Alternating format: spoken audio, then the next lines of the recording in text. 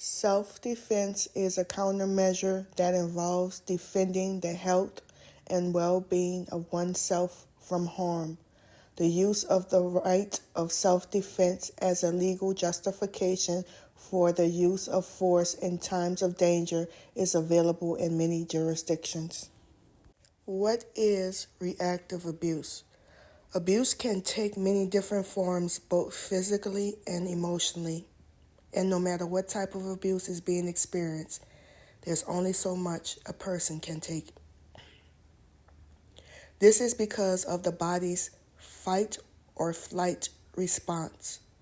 When faced with a situation in which a person feels threatened or unsafe, the body naturally wants to flee or protect itself by fighting back.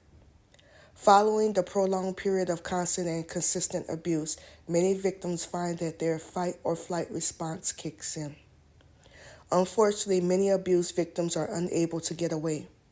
Therefore, the inherent instinct is to fight back and react to the abuse. This can result in anything from screaming and shouting to hitting, punching, kicking, slamming, and more. This is known as reactive abuse, and it's something that abusers can use to manipulate their victim into believing that they are to blame for the situation. How does reactive abuse work? Reactive abuse is an in-the-moment reaction to mistreatment from another person.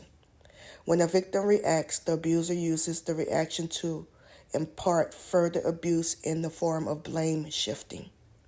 The abuser will transform into a victim themselves in an attempt to make the victim view the situation in a different way and believe a different reality from the one that's actually being lived.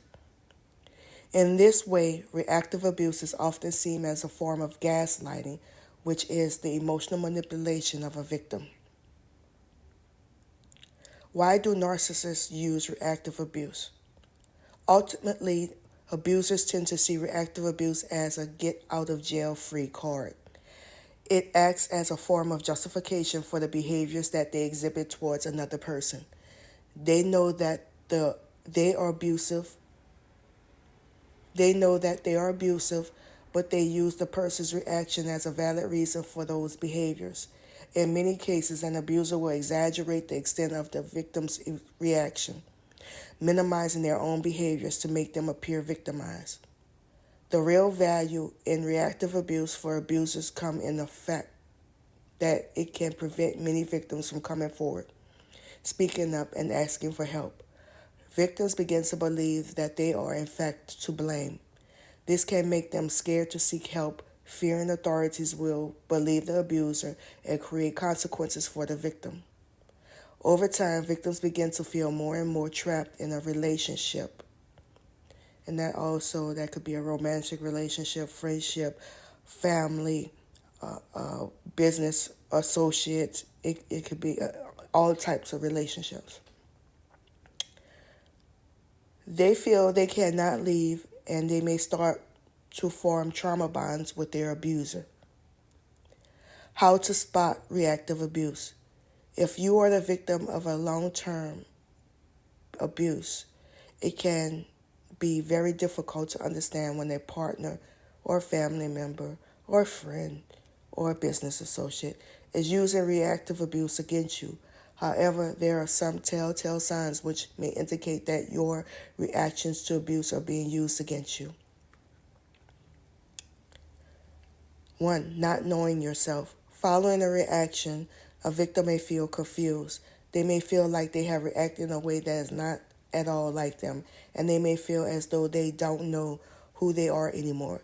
Acting in a way that just isn't quote-unquote you could be a sign that you're being pushed beyond your limits, forcing unusual self-defense behaviors. 2. Feeling pushed. Reactive abuse usually occurs after a prolonged period of aggravation. An abuser will continually push buttons to anger or upset their victim, encouraging them to eventually react hastily because they can't take it any longer. If you are always feeling like you're being pushed, it could be a strategy to force a reaction. 3. Collecting evidence.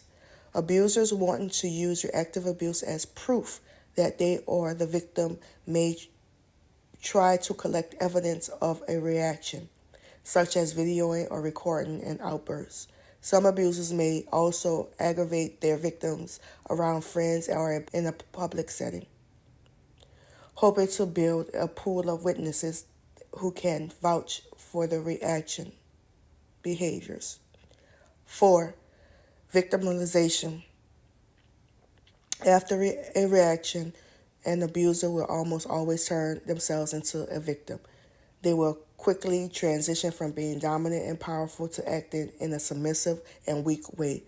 This is a classic sign that the abuser has got what they wanted, the reaction, and is now attempting to rewrite the narrative and to blame the victim. Does reactive abuse make you an abuser? No. The term reactive abuse is a poor word to describe an act of self-defense. In many cases, a victim has little choice but to react. This reaction is not abuse, but a psychological survival mechanism employed to protect the victim from harm. There is a form of abuse known as mutual abuse in which both partners abuse each other. Reactive abuse is not the same, and it's important to remember that someone reacting to abuse is not an abuser. They are a victim with no other choice. A victim that is reacting will never display abusive behaviors first. These behaviors will only be exhibited following a physical, emotional, and psychological attack. If you are the victim of abuse, it can often be difficult to know where to turn. However, if you think someone is using reactive abuse as a way to prove to the authorities that you are dangerous or abusive, it's important to act quickly. The fight or flight response is an automatic physiological reaction to an event that is perceived as stressful or frightening. The perception of threat activates the sympathetic nervous system and triggers an acute stress response that prepares the body to fight or flee.